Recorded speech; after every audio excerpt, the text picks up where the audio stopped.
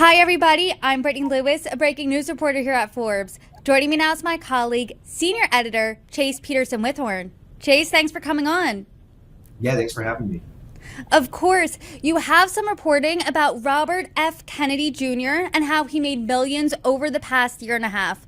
But before we get into how he amassed this fortune, I do want you to give us a backstory and talk about him as a person before we get into him as a candidate. So what can you tell Yeah, us? sure. Yeah, sure. So Robert F. Kennedy Jr. is the son of Bobby Kennedy, who was famously the Attorney General, who worked in the administration of his brother John F. Kennedy in the early 1960s, and then after the assassination of JFK in the late 60s, Bobby Kennedy was running for president himself when he himself was assassinated, and so RFK Jr. is one of his many children.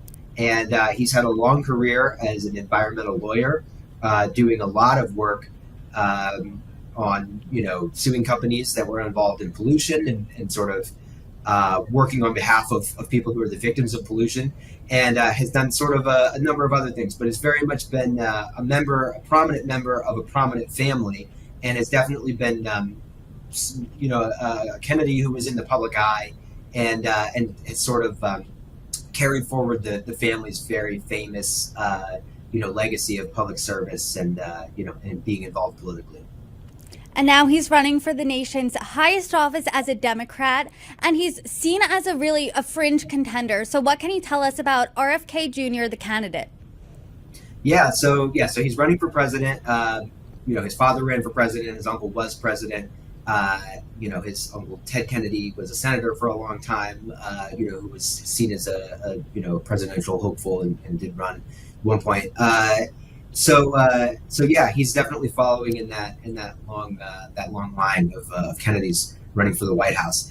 But basically, he's a Democrat who is running against a Democrat who's in the White House, and it's not easy to challenge an incumbent and sort of come out ahead. And so he's polling, pretty well, but definitely is seen as sort of a long shot. And he's sort of gotten a lot of support, actually, from Republicans and from the right, who I think have seen him as, somebody who could maybe shake up Joe Biden and all of that. And so, he's kind of in an interesting position as a Democrat because he, is known for having sort of these vaccine skepticism and things like that, and certain policies that in some ways maybe make him more attractive to the right than the left.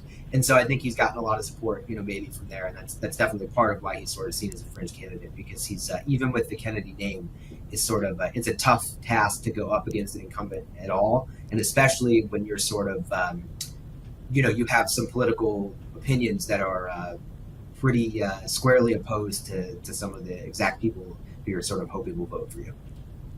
But as you said earlier, he is a part of one of the most famous political families in our country's history. But you're reporting he made most of his money on his own within the past 18 months. So let's break down just exactly where that fortune's coming from. He's raking in most as an environmental lawyer. What can you tell us about that?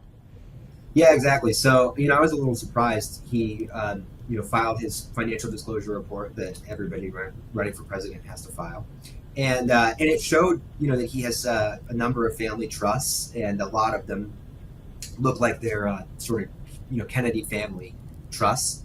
But he really didn't make a lot of his income, at least in the past year and a half or so, from those trusts, which is sort of interesting because you would expect him to be sort of making a lot of money, off just from, whatever these trusts pay out. But really, almost all of the money that he and his wife made, they sort of made themselves. And so I think the numbers came out something like he and his wife made at least $9 or $10 million going back to the very beginning of 2020, and almost all of it came from their own earnings.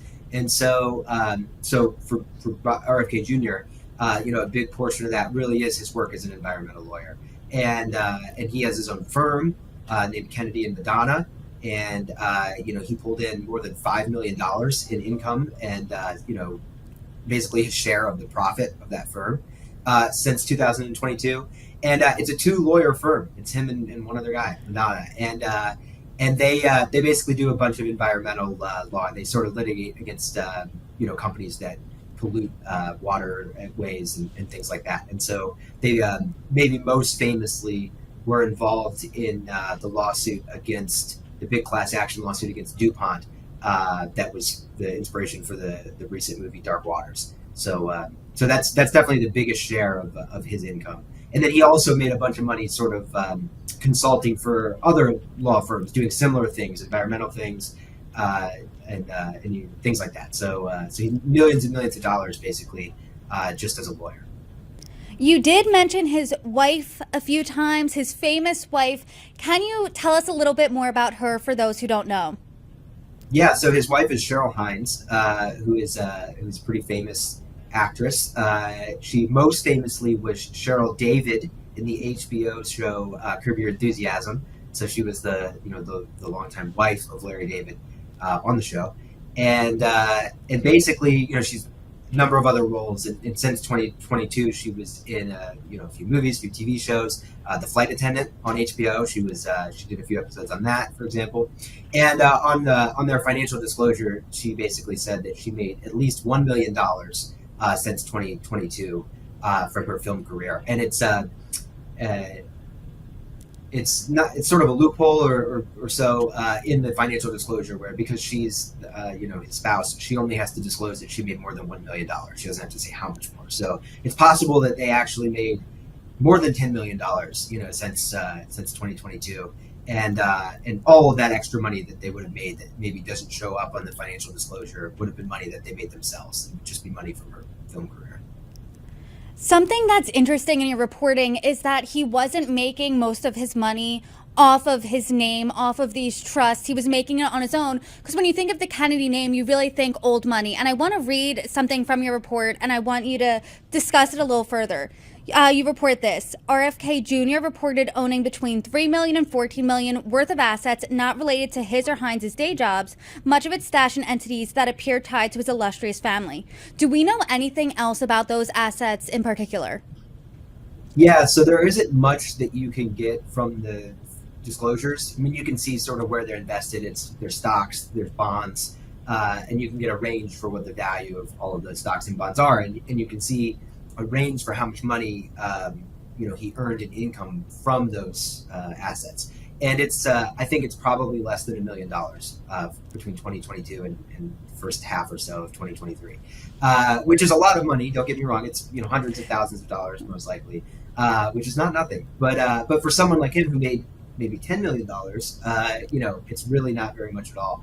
But so you can see sort of what those trusts are, what they hold in them. But there isn't a ton of information out there, at least through the disclosure report, on sort of who created these trusts, how much of them they own, and sort of things like that. And so basically the Kennedy fortune is pretty widespread.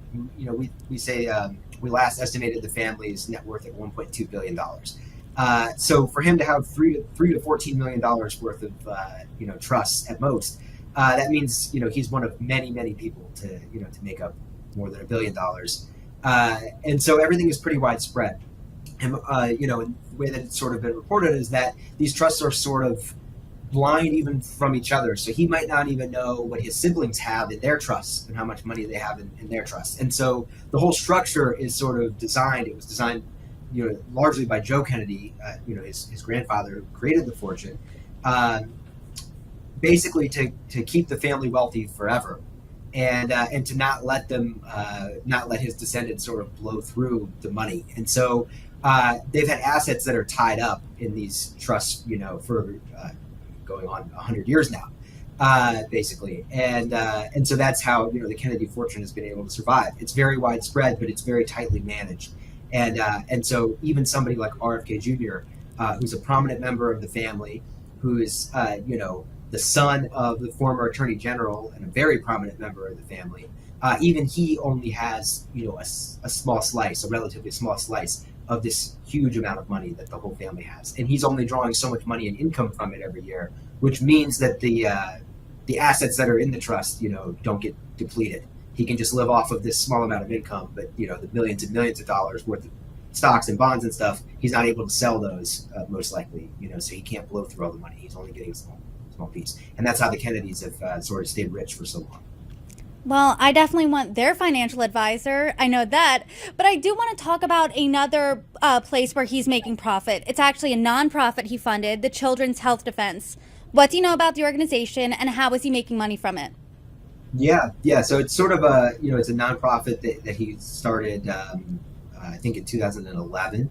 And it's been very controversial because it's one of the sort of primary, organizations through which he's maybe done some of his most controversial work. And so it's about sort of protecting, children's health and looking out for children's health and all of that. But a big part of sort of what they've done is they've been very skeptical of, the science around vaccines. I think RFK Jr. would say he's not anti-vaccine, but he's sort of skeptical and thinks that we should, go more slowly, and and sort of that. And on the other side, there's been a lot of people who have said, the science is pretty overwhelming here, and the consensus is that vaccines aren't harmful, they don't cause, autism or something like that, and so he's caught sort of a lot of flack for it, and so. This is another sort of good moneymaker for RFK. I think that his salary and bonus since 2022 was something like 500,000.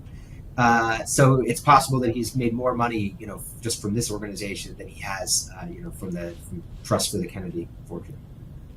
Obviously, in this country, Kennedy is a household name, but as his national profile increases, is there any indication that his fortune is rising with it? Yeah, I mean, I think it remains to be seen, but more attention probably draws more money, and so all of this in some ways, it could be advertising for his business. It's not that that's necessarily why he's doing it, but it's putting some of his organizations on the map even more, and he certainly is raising a lot of money for his campaign, and so. And we've seen that he gets such a large share of his income from his own work. And so, you see tons and tons of people who run for office and get book deals, or people who were in office who get book deals and make a lot of money off that.